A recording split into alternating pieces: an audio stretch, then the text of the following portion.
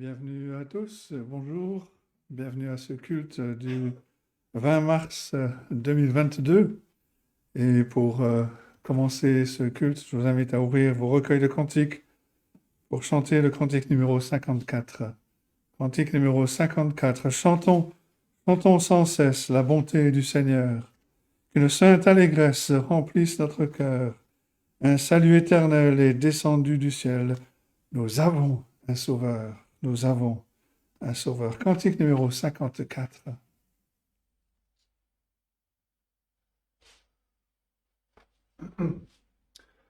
Chantons, chantons sans cesse la bonté du Seigneur, qu'une sainte allégresse remplisse notre cœur. Un salut éternel est descendu du ciel. Nous avons un sauveur, nous avons un sauveur. Au bonheur ineffable, Dieu n'est plus irrité. Il pardonne aux coupables, contre lui révoltés. Pour porter nos forfaits, pour sceller notre paix, Jésus s'est présenté, Jésus s'est présenté. Pour diriger la voie de tous ces rachetés, dans leur cœur il envoie ses célestes clartés. Son esprit nous conduit, sa grâce nous instruit, des saintes vérités, des saintes vérités. Bientôt vêtu de gloire, du ciel il reviendra, consommant sa victoire, il nous affranchira.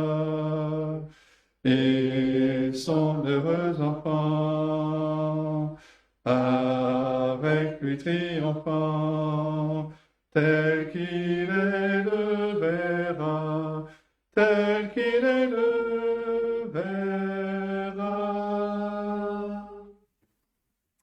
Je vous invite à nous incliner dans la prière. Prions.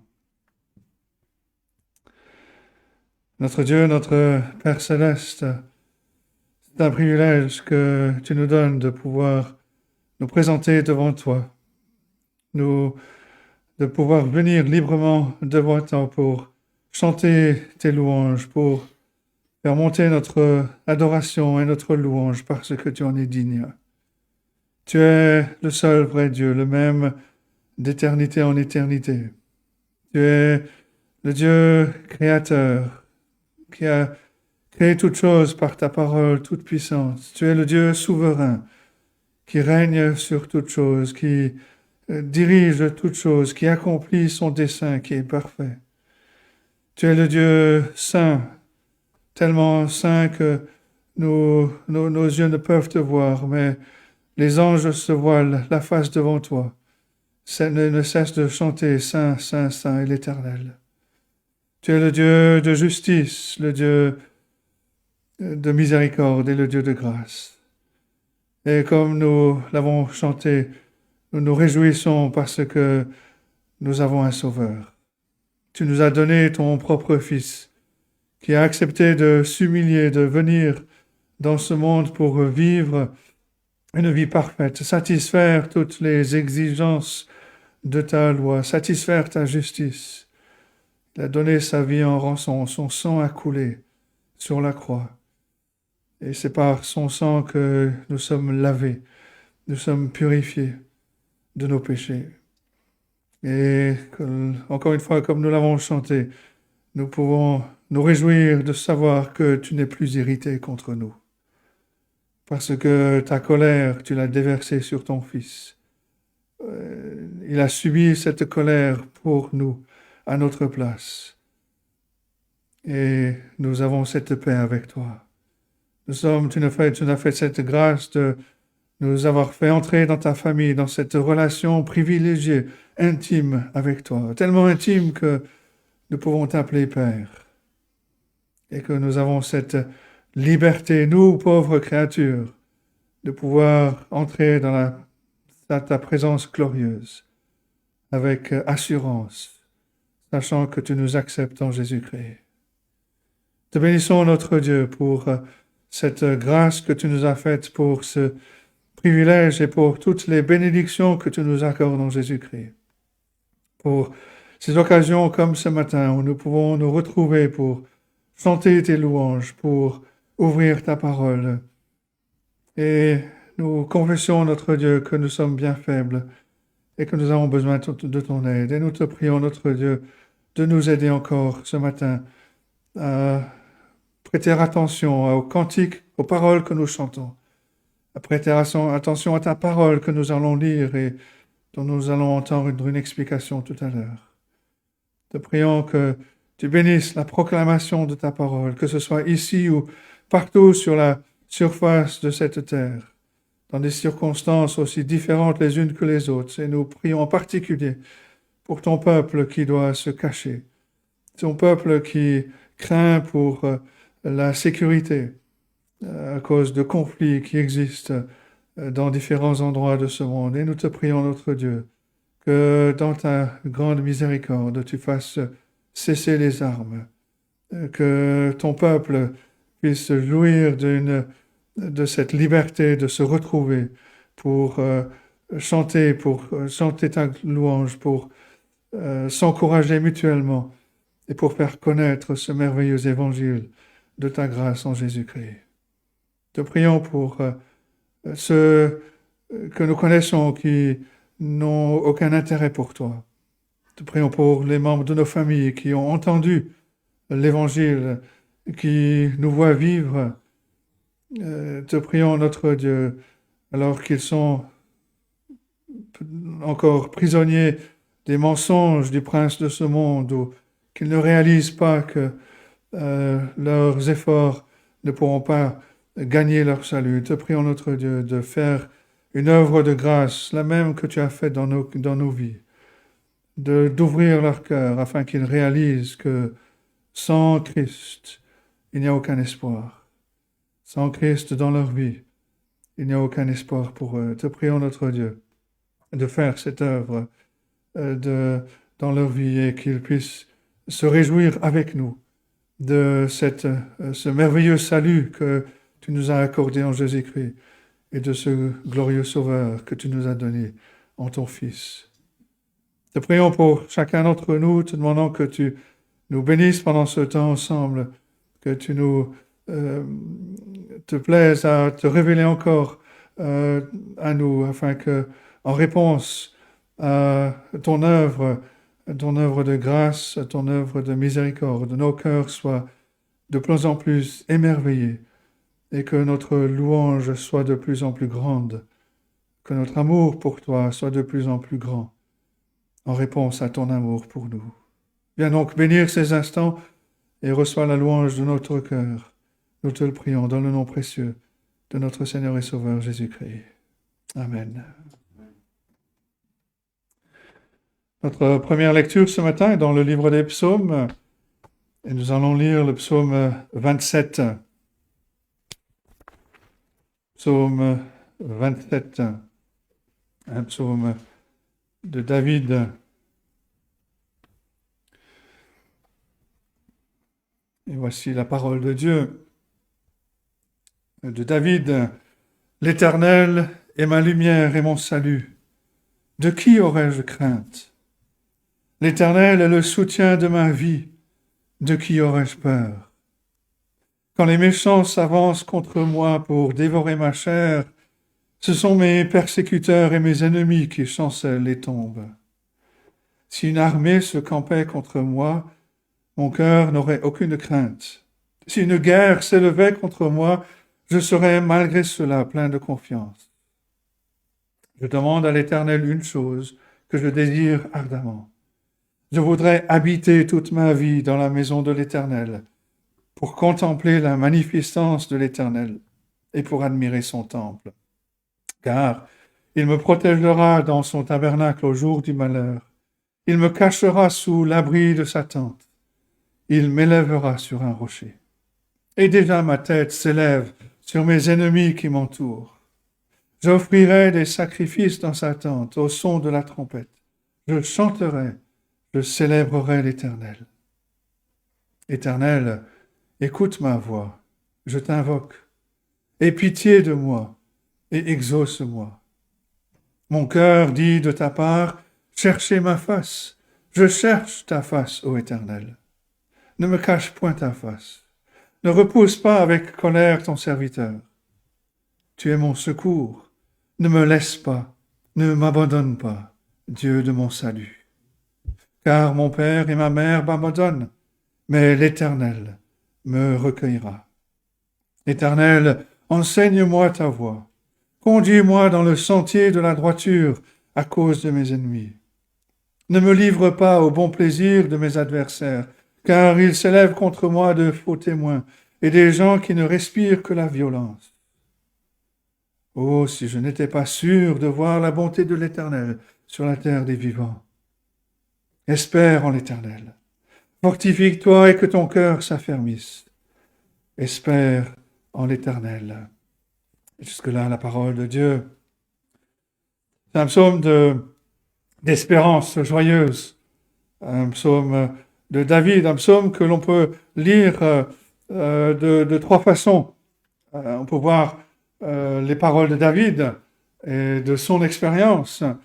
On peut voir aussi les paroles de l'Église, des croyants de tous les temps. Et on peut aussi le lire en voyant les paroles du Seigneur Jésus-Christ. Mais le psaume, on peut le diviser en 5 parties. Tout d'abord, le psalmiste parle de sa confiance en Dieu. Les 3 premiers versets. L'Éternel est ma lumière, il est mon salut. Il parle d'une relation personnelle avec Dieu. Et pour le croyant, Dieu, effectivement, nous a sortis des ténèbres, de l'esclavage, pour nous faire rentrer dans le royaume glorieux de son Fils. Il ne nous donne pas seulement la lumière, il ne nous donne pas seulement le salut, il est notre lumière, notre salut. Et c'est l'Éternel, c'est le Dieu de l'Alliance, c'est parce que par sa grâce, nous sommes à lui. Nous avons toutes les bénédictions de l'Alliance. Dieu a fait de nous son peuple, nous qui par nature étions ses enfants, les enfants de colère. Mais il nous a fait cette grâce, il nous a fait entrer dans son peuple. Il est ma lumière, il est mon salut. Et David pose la question, de qui aurais-je crainte? La réponse, elle est dans la question. Si l'Éternel est ma lumière et mon salut, de qui aurais-je crainte? De personne. Il continue, il est le soutien de ma vie. C'est le 3e fil de la corde qui fait que la corde ne se rompt pas. Il est ma lumière, il est mon salut, il est le soutien de ma vie. Et les questions du psalmiste que l'on trouve ici, on les retrouve chez l'apôtre Paul en Romains chapitre 8, à partir du verset 31. Si Dieu est pour nous, qui sera contre nous? C'est la confiance de l'apôtre Paul, c'est la confiance du psalmiste. Il parle de sa confiance en Dieu. Ensuite, dans les versets 4 à 6, il parle du plaisir de communion qu'il a avec Dieu. Il parle d'une chose, verset 4. Je demande à l'Éternel une chose. Le psalmiste ne veut pas s'éparpiller partout, dans toutes sortes de directions. On risque d'être affaibli, on risque d'être déçu. Non, il ne désire qu'une chose. Et l'expression, l'idée derrière cette expression, c'est que non seulement le psalmiste demande, mais il poursuit cette chose. Il désire ardemment cette chose. Vivre dans la maison de Dieu, vivre dans une communion permanente, constante, dans la présence de Dieu. Et nous avons cette perspective glorieuse qu'un jour nous serons dans la présence même de Dieu, dans la gloire. Mais qu'est-ce que nous allons faire dans la gloire et que nous sommes déjà appelés à faire ici-bas? Contempler la magnificence de l'Éternel et admirer son temple. Admirer, contempler, apprendre toujours plus de la personne de Dieu notre Père, du Seigneur Jésus-Christ, de l'Esprit Saint, de l'œuvre que Dieu a conçue, qu'il a accomplie, qu'il a appliquée, afin d'être toujours plus émerveillé, afin de pouvoir toujours mieux adorer notre Dieu avec un amour, une admiration toujours plus grande. Il parle de son plaisir de la communion et son désir d'avoir une communion toujours plus riche, toujours plus grande avec Dieu. Ensuite, troisièmement, le psalmiste se tourne à Dieu dans la prière, les versets 7 à 12. Éternel, écoute ma voix. Il y en a là une des différences entre le véritable croyant et le religieux. Et Spurgeon commente et dit, les pharisiens, les religieux se moquaient bien de savoir si Dieu les entendait ou non, du moment qu'ils avaient l'oreille des hommes et qu'ils pouvaient assouvir leur orgueil au bruit de leur dévotion. Mais pour l'homme authentique, pour le croyant, l'oreille du Seigneur est ce qui prime.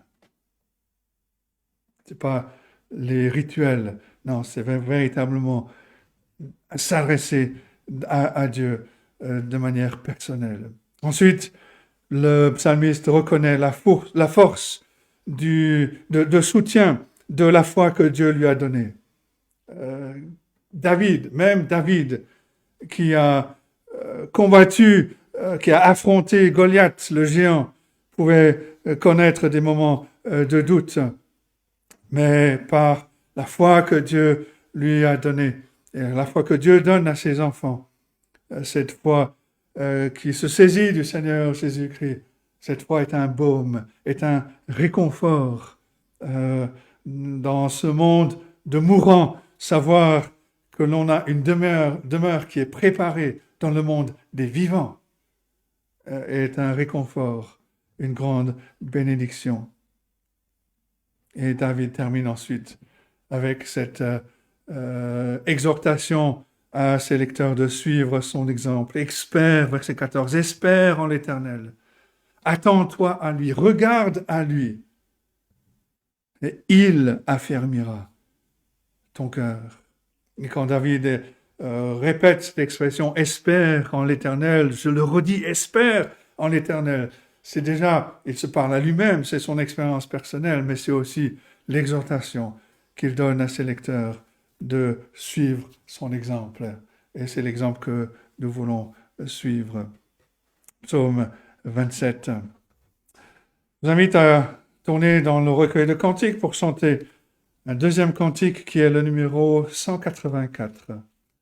184. Ô Jésus, tu nous appelles à former un même corps, à rester toujours fidèles, tous unis dans nos efforts, que jamais rien ne sépare ceux qui veulent te servir, mais que ton amour s'empare de nos cœurs pour les unir. Cantique numéro 184.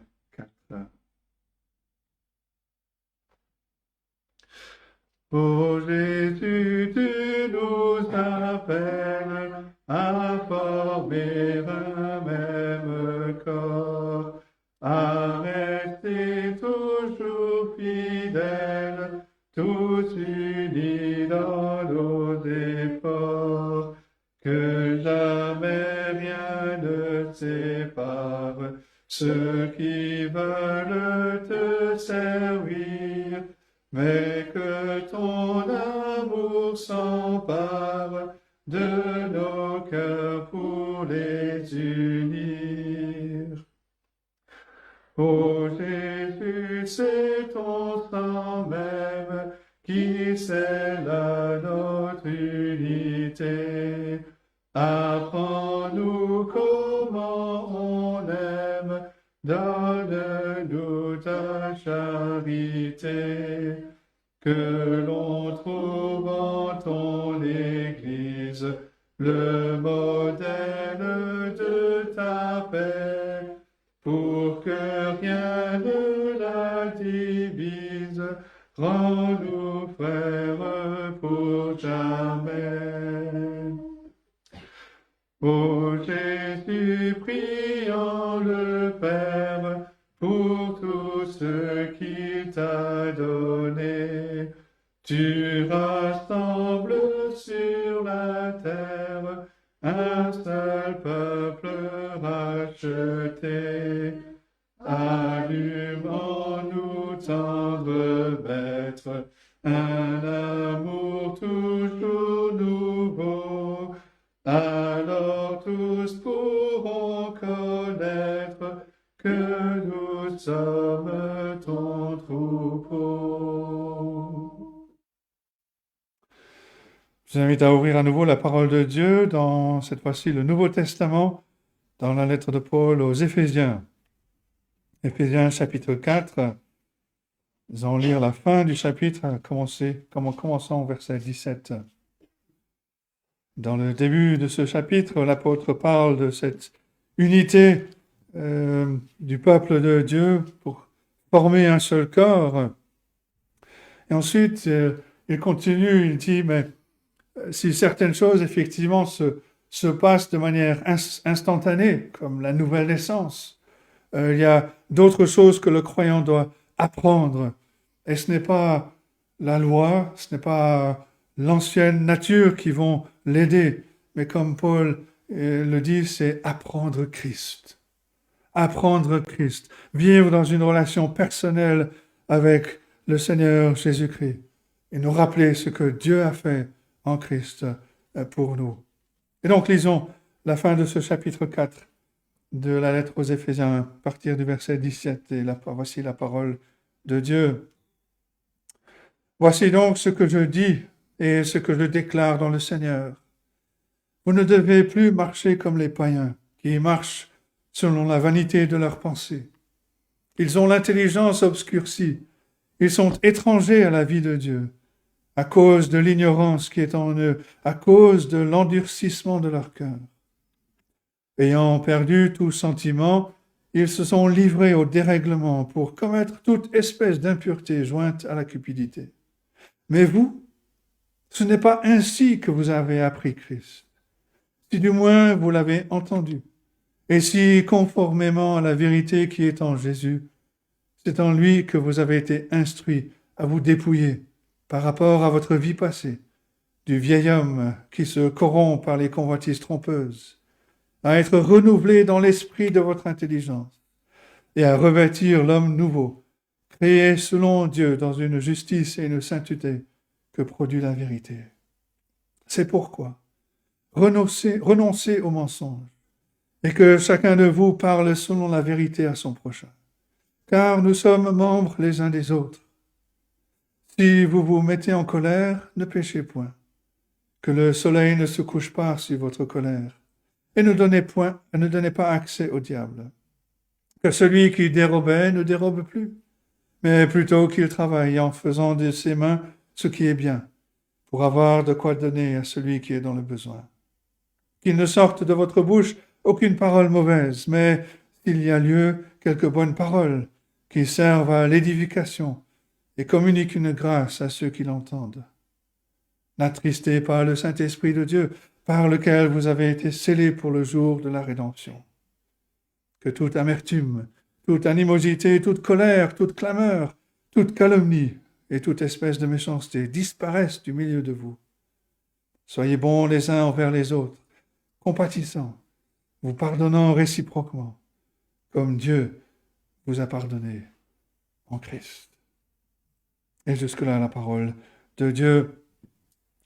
Et avant de laisser la place à Jean-Claude pour le message, nous allons chanter au cantique numéro 260. Cantique numéro 260. Jésus, ta sainte présence est la source du bonheur. Dans la joie et la souffrance, elle est le repos du cœur. Fais briller sur moi ta face, ô Jésus, mon divin roi. À tes pieds, c'est là ma place. Je veux être auprès de toi. Cantique numéro 260.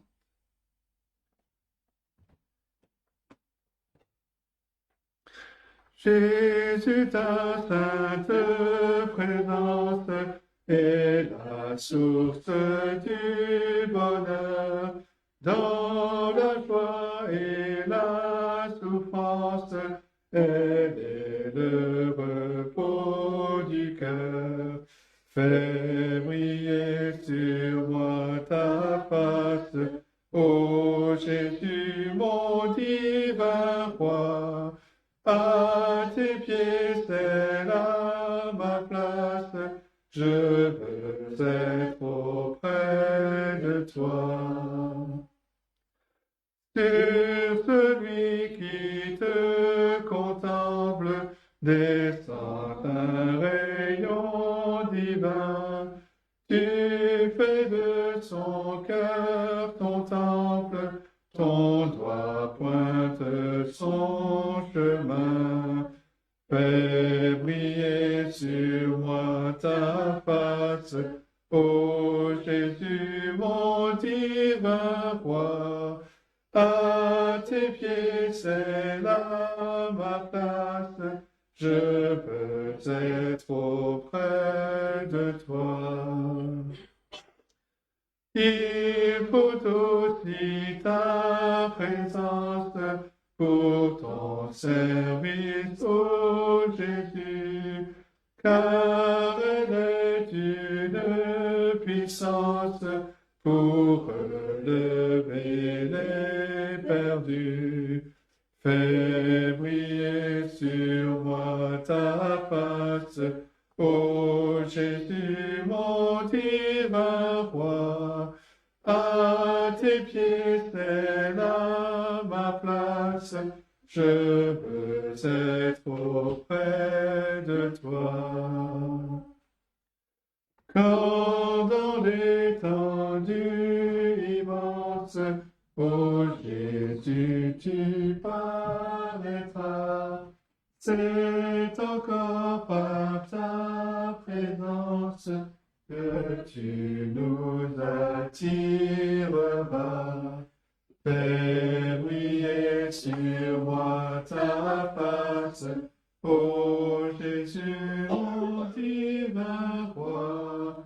À tes pieds, c'est là ma place, je veux être auprès de toi.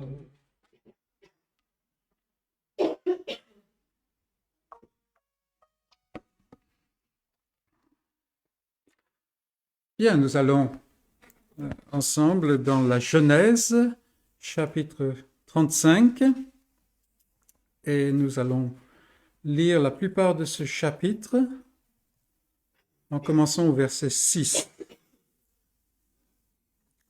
Donc, Genèse 35, verset 6. Et je donne lecture. Jacob arriva, lui et tous ceux qui étaient avec lui, à Luz, qui est Bethel, dans le pays de Canaan. Il bâtit là un autel, et il appela ce lieu El Bethel, car c'est là que Dieu s'était révélé à lui lorsqu'il fuyait son frère. Déborah, nourrice de Rebecca, mourut, et elle fut enterrée au-dessous de Bethel, sous le chêne auquel on a donné le nom de chêne des pleurs. Dieu apparut encore à Jacob après son retour de Padan Aram, et il le bénit. Dieu lui dit, « Ton nom est Jacob. Tu ne seras plus appelé Jacob, mais ton nom sera Israël. » Et il lui donna le nom d'Israël. Dieu lui dit, « Je suis le Dieu Tout-Puissant. Sois fécond et multiplie. Une nation et une multitude de nations naîtront de toi, et des rois sortiront de tes reins. Je te donnerai le pays que j'ai donné à Abraham et à Isaac, et je donnerai ce pays à ta postérité après toi. » Dieu s'éleva au-dessus de lui dans le lieu où il lui avait parlé. Et Jacob dressa un monument dans le lieu où Dieu lui avait parlé, un monument de pierre sur lequel il fit une libation et versa de l'huile. Jacob donna le nom de Béthel au lieu où Dieu lui avait parlé. Ils partirent de Béthel, et il y avait encore une certaine distance jusqu'à Ephrata lorsque Rachel accoucha.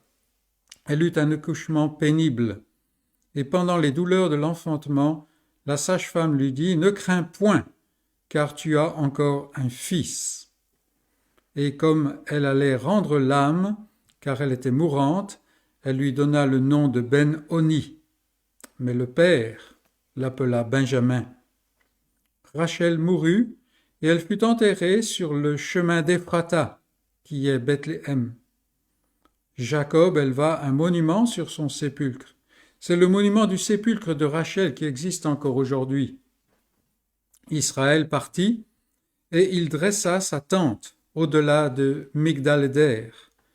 Pendant qu'Israël habitait cette contrée, Ruben alla coucher avec Bilha, concubine de son père, et Israël l'apprit. Les fils de Jacob étaient au nombre de 12. Fils de Léa, Ruben, premier-né de Jacob, Siméon, Lévi, Juda, Issachar et Zabulon. Fils de Rachel, Joseph et Benjamin.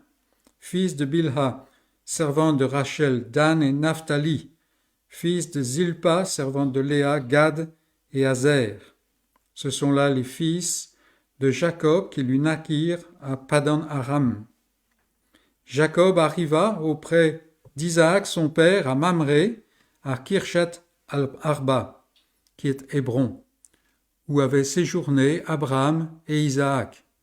Les jours d'Isaac furent de 180 ans. Il expira et mourut, et il fut recueilli auprès de son peuple, âgé et rassasié de jours, et Ésaü et Jacob ses fils l'enterrèrent. Donc nous allons regarder ce passage, et j'ai intitulé ce message « Une vallée de larmes ». Une vallée de larmes. L'être humain est une créature étrange. Il ne cesse de se plaindre des vicissitudes de la vie dans ce bas monde, et en même temps, il fait tous ses efforts pour y rester. Il ne cesse de désirer l'idéal, la perfection, et tout au long, il choisit continuellement les solutions de facilité qui, il le sait fort bien, sont très loin d'être idéales. Il voit sans cesse des preuves qui attestent du fait que la vie est courte, qu'elle a une fin. Il fait beaucoup d'efforts pour assurer sa sécurité ici-bas, tout en tournant systématiquement le dos à des échéances plus importantes et menaçantes, des échéances spirituelles et éternelles. Oui, c'est une créature étrange. Et de toute évidence, c'est une créature qui a perdu son chemin, qui a perdu sa raison d'être. C'est une créature qui est en train de vaguer à l'aventure. Et la situation est d'autant plus pathétique que les solutions que l'homme s'offre ne sont pas des solutions, mais des illusions. Et chaque jour, les nouvelles s'offrent à nous, confirmant le fait que cette vie est en fait une vallée de larmes. Et l'Évangile, la bonne nouvelle du salut de Dieu en Christ seul, perce la bulle de cette illusion, annonce qu'il y a une voie pour sortir de cette situation d'échec et de condamnation, cette situation d'illusion. Il est possible de trouver une paix qui traverse toute chose et qui ouvre la voie vers une félicité sans fin auprès de Dieu. Ça, c'est l'Évangile, c'est l'espérance de l'Évangile dont nous avons déjà parlé. À l'écoute de cette nouvelle, beaucoup d'hommes tournent le dos et la rejettent. C'est trop beau pour y croire. En fait, tout le monde agit ainsi par nature. Mais, et c'est l'Évangile, Dieu exerce sa puissance et, selon son plan éternel, il se saisit de certains hommes, de certains cœurs, il les libère de cette situation, il les crée à nouveau et il les mène finalement à la gloire. C'est là l'espérance du croyant. Et c'est là, en fait, l'alliance de grâce. C'est l'Évangile. Mais cela ne veut pas dire que la vie devient alors un long fleuve tranquille. Certains religieux promettent cela, mais c'est un mensonge du diable. En fait, certaines difficultés surgissent du fait même de cette œuvre divine du salut. Il y a des interrogations qui naissent, entre autres. Nous avons vu, au travers d'exemples d'hommes comme Abraham, comme Isaac, et puis plus récemment Jacob, comment même dans l'alliance, la vie ici-bas est encore, sous beaucoup d'aspects, une vallée de larmes. Et la vie de Jacob n'a pas été épargnée, en particulier, souvent par sa propre faute, mais pas toujours. C'est une vallée de larmes. Encore récemment, les problèmes, alors qu'il s'imaginait pouvoir se reposer et s'installer à Sukkot, puis ensuite à Sichem, voilà que les problèmes avaient surgi et l'avaient rempli de soucis.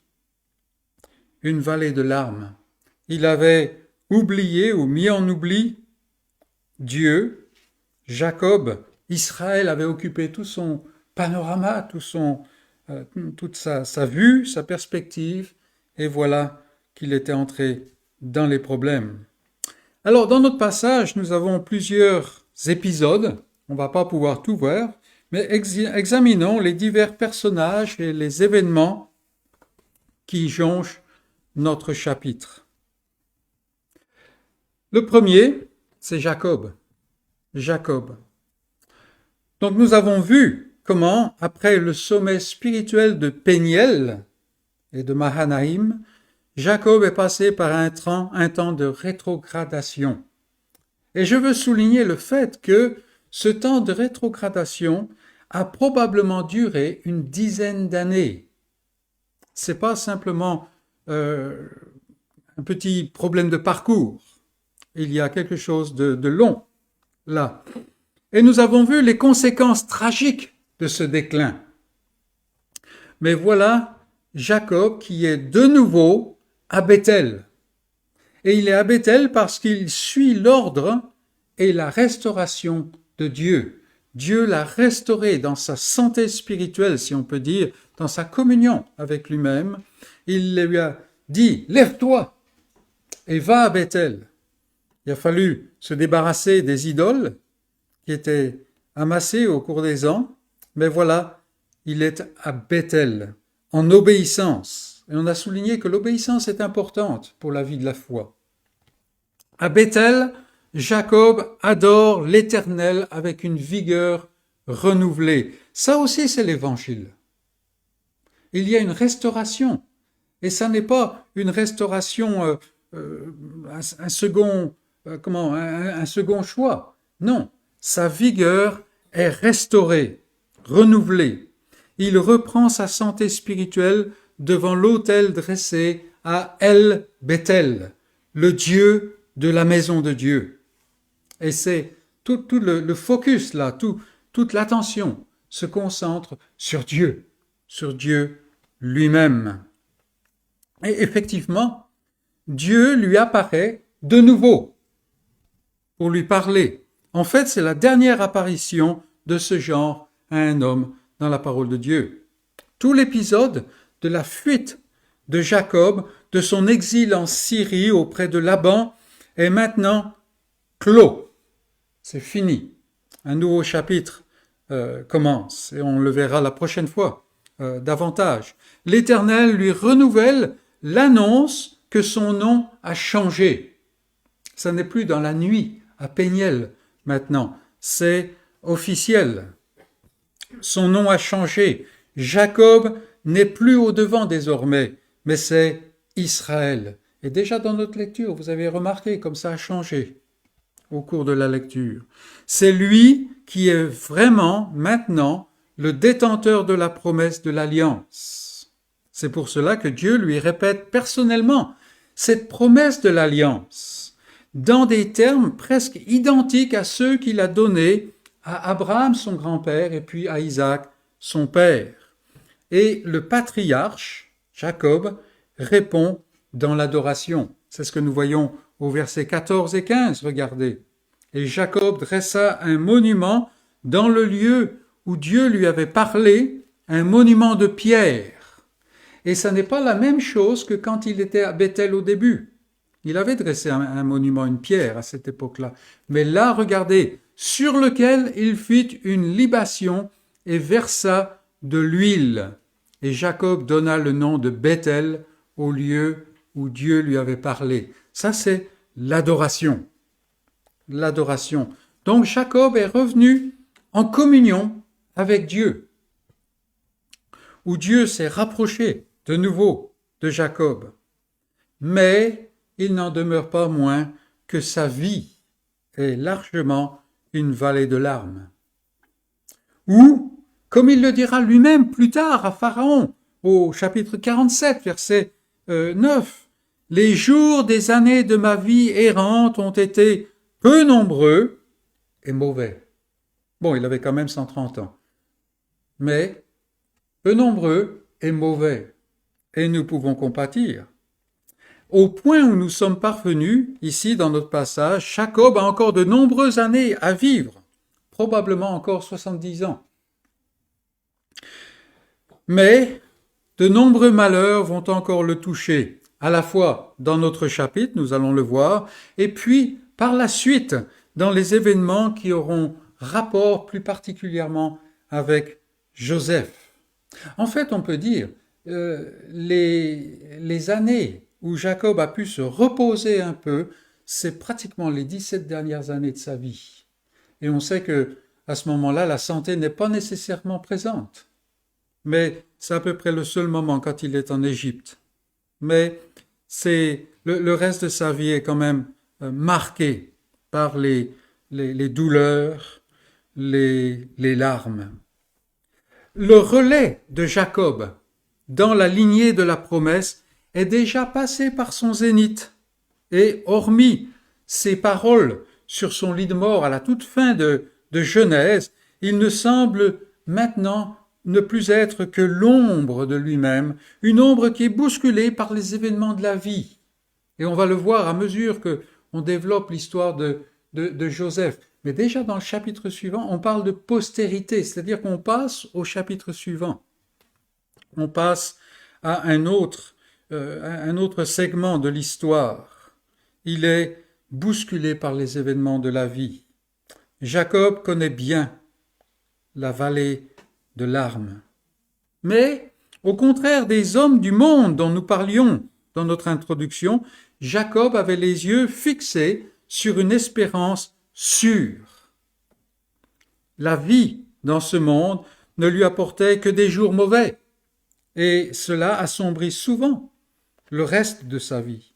Mais la promesse de Dieu et le Dieu de la promesse lui donnait aussi une grande espérance que nous verrons de nouveau briller, surtout sur son lit de mort, quand il agit en tant que prophète, en tant que celui qui passe la bénédiction à la génération suivante.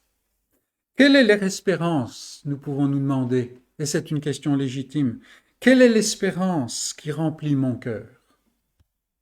Je dis de grandes choses à mon propre sujet, mais quelle est l'espérance qui remplit mon cœur? Quelle est l'espérance qui remplit mes pensées? Quelle est l'espérance qui attire mon regard?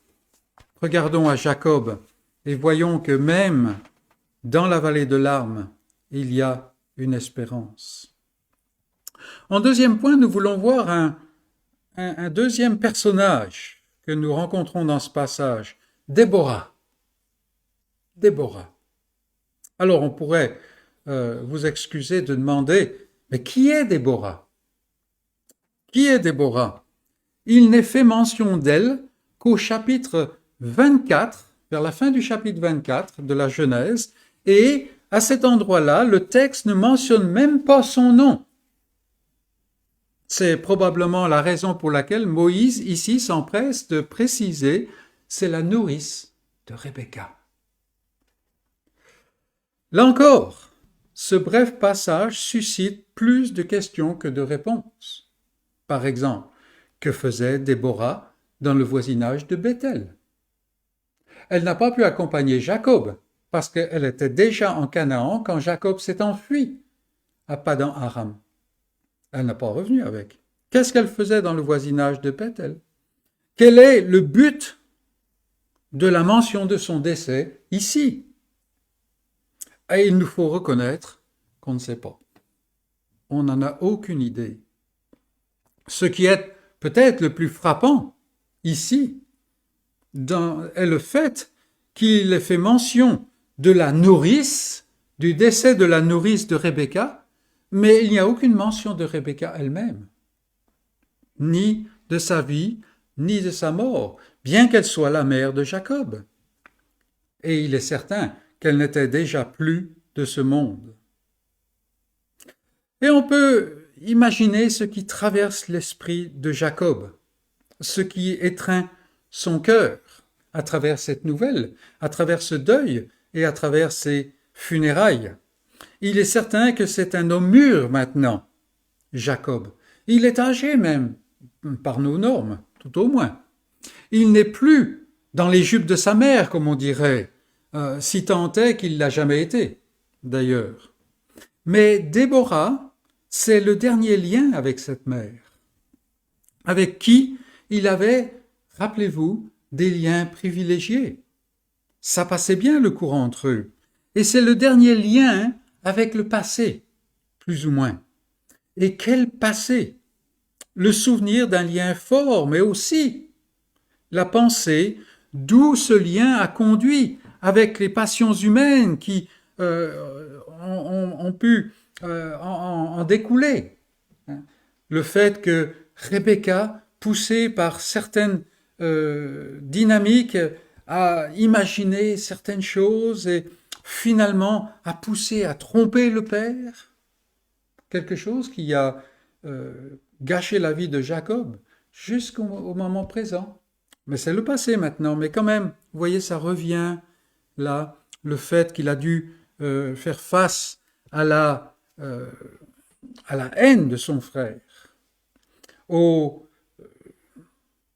la désapprobation de son père, à la fuite, et ainsi de suite. Est-ce que tous ces événements se sont précipités dans les pensées de Jacob? Très probablement. Et il n'est pas impossible qu'il ait pensé aussi à la prophétie qui avait été donnée avant sa naissance. Le complot et la tromperie contre son père, la fuite, l'esclavage, la tromperie de Laban, les dissensions dans la famille, et ainsi de suite. Tout ce catalogue de malheurs. Vraiment, la vie de Jacob est une vallée de larmes, remplie de déceptions amères. Et la mort de Rebecca ramène tout ça devant. Parce que c'était la nourrice. La mort de Déborah, c'était la nourrice de Rebecca.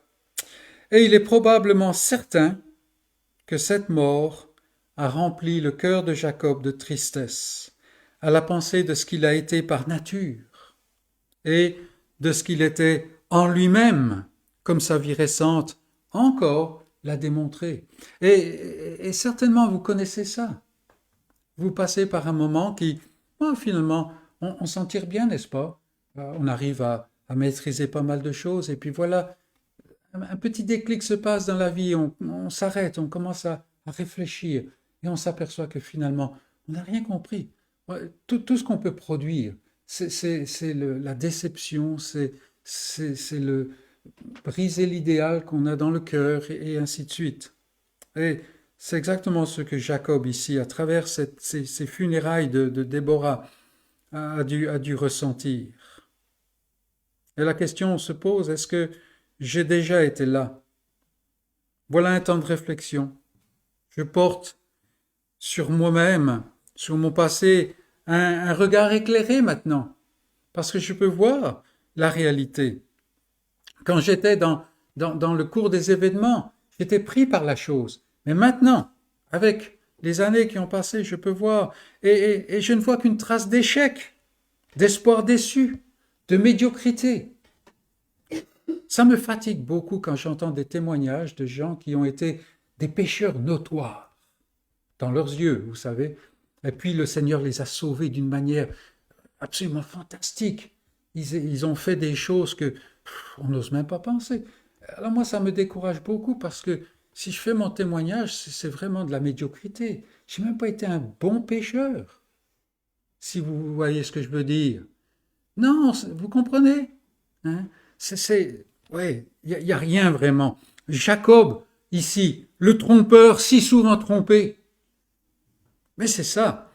Et lisons-nous, c'est là que Dieu apparaît à Jacob, comme nous venons de le voir. Oui, mes amis, Jacob n'apporte aucun espoir, aucun secours, que la frustration, que la déception. Mais l'Éternel, le Dieu de l'Alliance, le Tout-Puissant comme il se présente, El Shaddai, se révèle et manifeste tout le panorama de sa grâce. Jacob fait place à Israël au sein même du culte de cette vallée de larmes. Et nous savons qu'en fait Jacob, ici, Israël, n'est qu'une préfiguration de celui qui va venir et qui va entrer d'une manière déterminée cette vallée de larmes. Et combien de larmes il a eu, combien de frustrations. Mais avançons dans le texte. Et notre troisième personnage, c'est Rachel. Rachel. Toute la tribu reprend la route pour se rapprocher du campement patriarcal. Et c'est alors que les larmes reviennent. Ils quittent Bethel, ils s'approchent de Mamré, et c'est là que les larmes reviennent. Rachel, l'épouse favorite de Jacob, celle pour qui son cœur s'est enflammé il y a si longtemps. Rachel meurt alors qu'elle met au monde son deuxième fils. Quel coup tragique pour Jacob. Quand on examine la vie de Rachel, telle que la rapporte le texte biblique, nous ne voyons pas quelqu'un qui possède une spiritualité vraiment éclatante. C'est pour le moins qu'on puisse dire. Nous l'avons déjà relevé en son temps, mais nous le voyons jusqu'au bout, et on peut se poser des questions sur Rachel. Nous nous rappelons, par exemple, son cri, à la fois exaspéré, égocentrique devant sa stérilité. « Donne-moi des enfants ou je meurs !» Et là, on est loin de dire, mais Rachel, c'est un personnage vraiment fantastique. On pense à l'épisode du stratagème des mandragores, n'est-ce pas? Qui a donné d'ailleurs un fils à sa sœur. On pense au moment où elle a dérobé les idoles de son père. Et on ne peut imaginer que quelqu'un qui est complètement dans la confusion, et ainsi de suite. Ici, alors même qu'elle met au monde un deuxième fils, elle n'est tournée que vers elle-même. C'est une femme encore égocentrique. Voilà, l'enfant est né dans la douleur et c'est le fils de ma douleur, Benoni. Elle est centrée sur elle-même, vous voyez. Et dans la disparition de Rachel, nous voyons une autre affliction qui atteint Jacob. En fait, Jacob, il est un peu comme un oignon. Chaque couche de l'enveloppe lui est retirée, si bien que, finalement, le monde ne lui offre rien du tout. Il y a encore des couches à enlever, mais déjà là, il subit ce décapage continuel. Et la question se pose, est-ce que j'ai déjà été là, moi-même? Un malheur suit un autre, sans qu'il ne semble y avoir de répit. On pense ici aux propos du psalmiste, dans le psaume 42, où il parle « Un flot appelle un autre flot, bruit de tes ondées ». Alors ça, c'est ça c'est une traduction qui est très, très romantique, très, très, très bien faite, très littéraire. Mais en fait, c'est les orages. L'image, c'est quelqu'un qui est en mer, dans un petit esquif, et puis voilà que ces terribles tempêtes qui viennent, il y a une tempête, et puis elle se calme, puis il y en a une autre, et puis ainsi de suite. Et tout est vague, tout est flot passe sur moi. Et c'est qu'il n'y a aucun répit. Voilà ce que Jacob vit, et il y a lieu de désespérer. Mais l'enfant de Dieu ne désespère pas. Pourquoi t'as battu mon âme? Espère en Dieu, espère en Dieu. Et Jacob ici marche avec Dieu. C'est pour cela que Moïse, quand il parle de Jacob dans cette portion de l'Écriture, il utilise le mot Israël. Israël, c'est celui qui marche avec Dieu. Et effectivement, nous voyons cela de manière pratique chez Jacob. Non, ce ne sera pas Benoni, le fils de ma douleur. Non, mais c'est Benjamin, le fils de ma droite, c'est-à-dire le premier fils que Dieu me donne dans la terre promise, dans la terre de la promesse. C'est l'enfant que Dieu a accordé finalement. Et dépouillé de tout ce que cette vallée de larmes a à offrir, l'enfant de Dieu fixe les regards sur ce que Dieu a promis. Voilà ce qui soutient Jacob. Comme Job, il voit les consolations de la terre disparaître, mais le nom de Dieu est béni. L'Éternel a donné, l'Éternel a ôté. Béni soit le nom de l'Éternel. Et nous pouvons penser à ce témoignage de Job, probablement tout récent, comme quoi il sait certaines choses. Et bien que ce monde puisse disparaître, bien que lui-même puisse disparaître et partir dans la corruption de la chair, il sait que le Rédempteur est vivant. Dieu est béni. Et Dieu, en nous sevrant de ce monde, il vise en fait la formation de l'être nouveau qu'il est en train de faire. Et c'est cela, cette vie de Christ dont nous avons parlé plus tôt dans ce culte. C'est-à-dire que Dieu va nous enseigner à la fois par sa parole, à la fois par l'action de son esprit sur sa parole, mais aussi par les malheurs de cette vie, de cette vallée de larmes. Il nous enseigne qu'en fait, il n'y a rien que simplement la vie de Christ qui doit se manifester.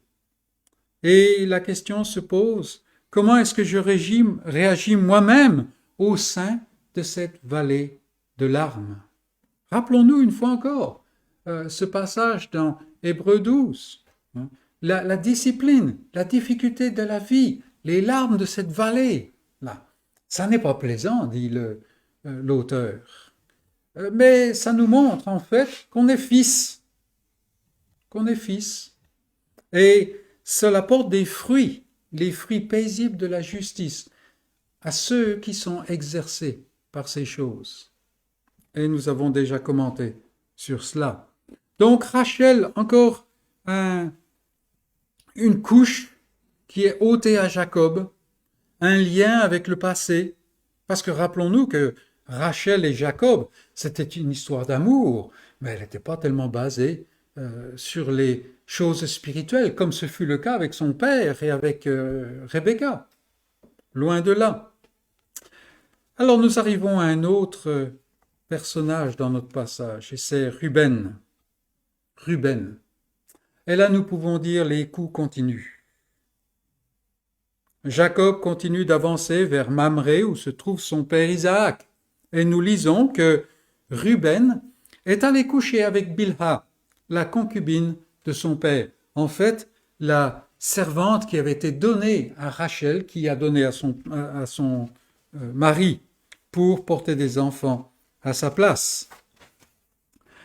Alors, dans cet épisode, il y a plus que simplement la mention d'un péché moral. Ce n'est pas simplement quelque chose comme cela.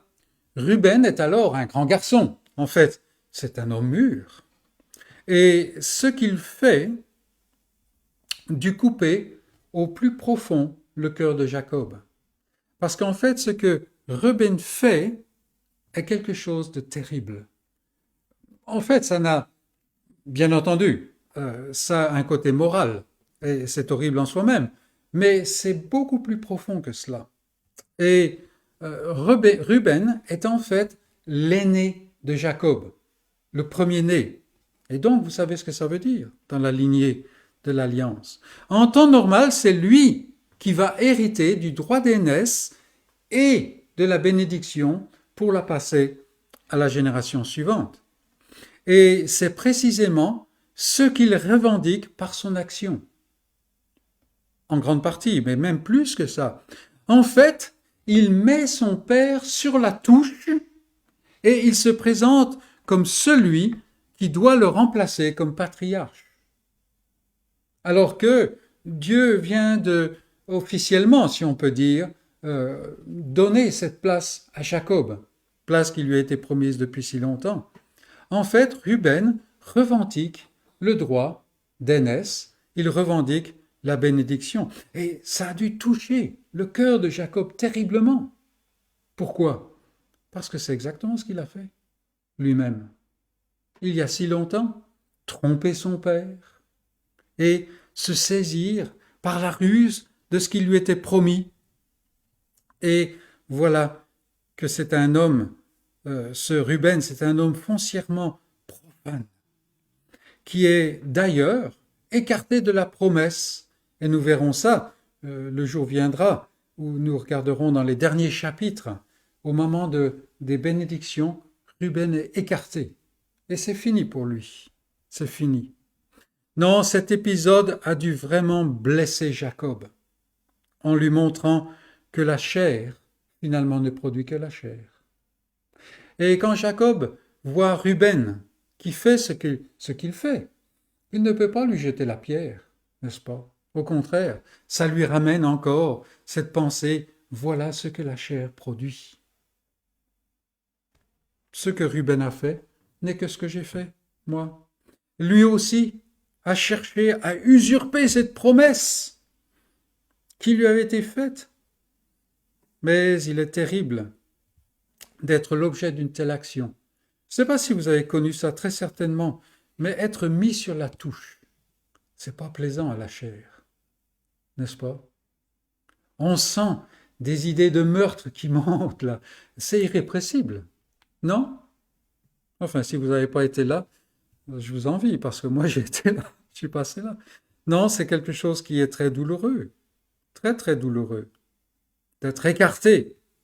Mais c'est aussi un lieu béni, où le monde perd encore de son attrait, où l'image de ce monde à venir se révèle davantage. Et il est intéressant de voir que l'Éternel amène Jacob dans la même situation où lui a placé son père il y a si longtemps, et cela juste avant de le revoir. Juste avant de le revoir. Donc Ruben est utilisé par Dieu pour décaper encore un peu plus Jacob. Jacob qui arrive maintenant à Mamré, et c'est le dernier personnage que nous voyons dans notre passage ici. Bon, on aurait pu en trouver d'autres, mais Isaac. Isaac. Voici le Père et le Fils réunis après toutes ces années. On parle de probablement 3 décennies, sinon plus. Isaac a encore longtemps à vivre. Il ne faut pas nous laisser prendre par le fait que là on parle de son ensevelissement. Isaac a même probablement entendu parler de la disparition de Joseph. On verra ça une autre fois. Mais ici, il y a un raccourci que Moïse fait pour montrer la réunion juste à la fin, comme ça. Combien de temps restent-ils ensemble? On ne sait pas. Comment se passèrent les retrouvailles et leur cohabitation? On n'en sait rien du tout. On n'en sait rien du tout. Mais on peut imaginer aisément que tout cet épisode a dû ramener au devant de l'esprit de Jacob, et d'Isaac d'ailleurs, tout ce que sa chair lui avait apporté. Qu'est-ce qui se serait passé? On est tous passés là. Qu'est-ce qui se serait passé si je n'avais pas essayé de me saisir par la ruse de ce droit d'aînesse, de cette bénédiction que Dieu avait promis. Qu'est-ce qui se serait passé? Et on peut imaginer le « ah, si seulement », n'est-ce pas? On en a déjà parlé de « si seulement ». On va en parler encore. On peut imaginer tout cela. Là encore, le Seigneur fait grandir en lui une vision juste du monde et une vision juste de la promesse. C'est-à-dire que le monde n'amène que la déception, il n'amène que l'aliénation d'un père et de son fils pendant toutes ces années, du fait qu'il n'a jamais revu sa mère, et ainsi de suite. Et puis, une vision juste de la promesse. La promesse est sûre, mais elle n'est pas pour maintenant. Elle n'est pas pour maintenant. Ce n'est pas Jacob qui va accomplir la promesse. Jacob ne produit que le chaos, mais Israël pointe vers celui qui porte la promesse, vers celui qui va combattre sous la justice de Dieu et qui va remporter la victoire pour son peuple. Celui qui va traverser cette vallée de larmes et qui va la boire jusqu'à la lie, n'est-ce pas, pour son peuple, pour libérer son peuple. Jacob ne peut pas faire ça, mais celui qui vient le fera. Isaac, rempli de jour, passe de cette scène, il passe de cette vallée de larmes, et lui aussi il a connu ça. Comme Abraham, ses yeux sont fixés sur la promesse, c'est ce que nous dit Hébreu, sur celui que Dieu pourvoira pour le vrai sacrifice. Rappelons-nous que quand Isaac voit tout ce gâchis que la chair produit, il est celui qui, adolescent encore, a gravi cette montagne avec son père, en portant le bois, rappelez-vous. C'est celui qui a été en fait épargné au dernier moment par le sacrifice que Dieu a pourvu. Et voilà l'espérance qui habite ces gens. Voilà l'espérance qui habite Isaac, qui habite Jacob. Jacob prend la place d'Isaac, mais déjà, l'Éternel prépare le prochain chapitre. Avec Jacob, on voit surtout la grâce briller sur la turpitude sombre des œuvres de la chair. Et c'est pour notre enseignement, afin que nous nous comprenions, afin que nous nous connaissions davantage. Ne pensons pas que nous sommes quelqu'un d'autre que Jacob par nous-mêmes. Loin de là. Nous arrivons maintenant à la révélation, vers la révélation du salut que Dieu prépare. Et c'est en fait un tournant ici. Comme je l'ai dit, Isaac va vivre encore pas mal d'années. On pourra un jour s'amuser à calculer cela. C'est pas important. Mais ici, avec Jacob qui est décapé, et il va continuer à être décapé, on arrive à un tournant. La fois prochaine, nous allons voir ce que Dieu prépare pour le prochain chapitre. Et en fait, jusqu'à la fin de la Genèse, on va entrer dans un registre différent. Nous le verrons les prochaines fois, Dieu voulant. Mais ici, nous sommes face à quelque chose qui nous enseigne que dans la chair, mes amis, nous n'avons aucun espoir. Et pourtant, est-ce que nous ne mettons pas si souvent, si naturellement, notre espoir dans la chair? Et ça même, c'est la production de la chair. Oh, que le Seigneur nous donne d'avoir cette méfiance invétérée, innée, dans la nouvelle nature, cette méfiance de la chair. Et de nous tourner vers cette vie de Christ que Dieu promet, que Dieu donne à son peuple. Que le Seigneur bénisse sa parole à chacun des cœurs. Amen.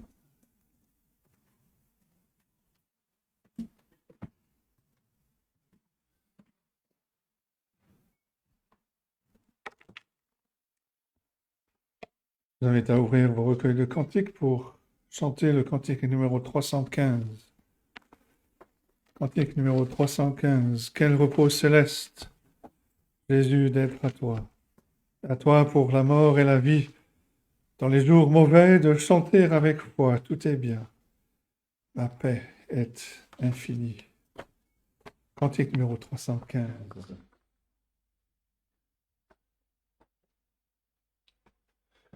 Quel repos céleste, Jésus, d'être à toi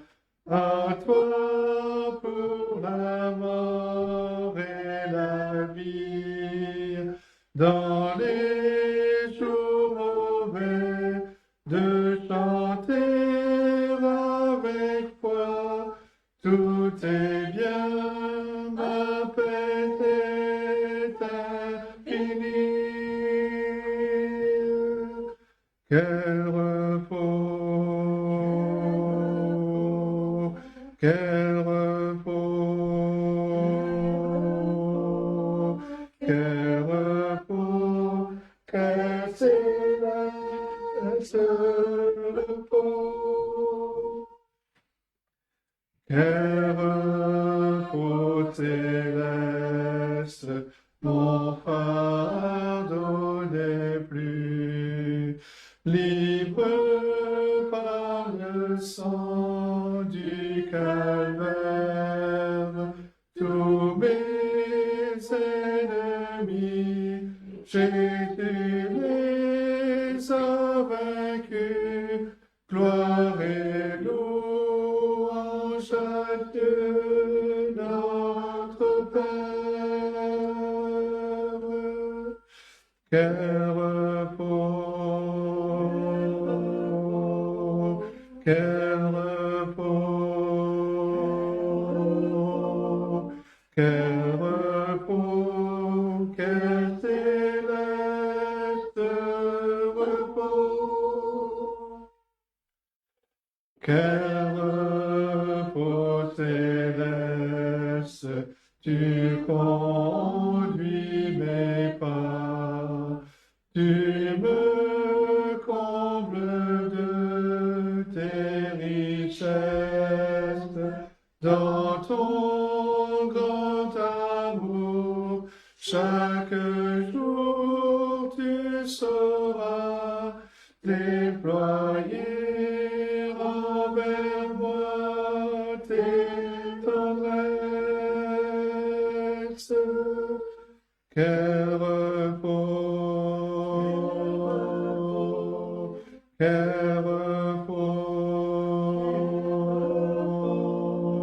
quel repos, quel céleste repos.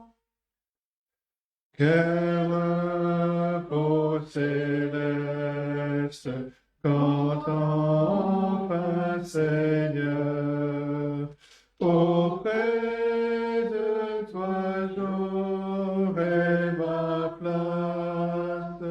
Après les travaux, les combats, la douleur, à jamais je pourrai voir ta face. Quel repos, quel repos, quel repos, quel céleste repos. Nous allons terminer notre culte avec les paroles de l'apôtre Paul dans la lettre aux Éphésiens, chapitre 3, où il écrit « Je fléchis les genoux devant le Père, de qui toute famille dans les cieux et sur la terre tire son nom, afin qu'il vous donne, selon la richesse de sa gloire, d'être puissamment fortifié par son esprit dans l'homme intérieur, en sorte que Christ habite dans vos cœurs par la foi, étant enraciné et fondé dans l'amour, que vous puissiez comprendre avec tous les saints quelle est la largeur, la longueur, la profondeur et la hauteur, et connaître l'amour de Christ, qui surpasse toute connaissance, en sorte que vous soyez remplis jusqu'à toute la plénitude de Dieu. Or, à celui qui peut faire, par la puissance qui agit en nous, infiniment au-delà de tout ce que nous demandons ou pensons, à lui soit la gloire dans l'Église et en Jésus-Christ, dans toutes les générations, au siècle des siècles. Amen. C'est ainsi que se termine notre culte. Bon dimanche et bonne semaine à tous.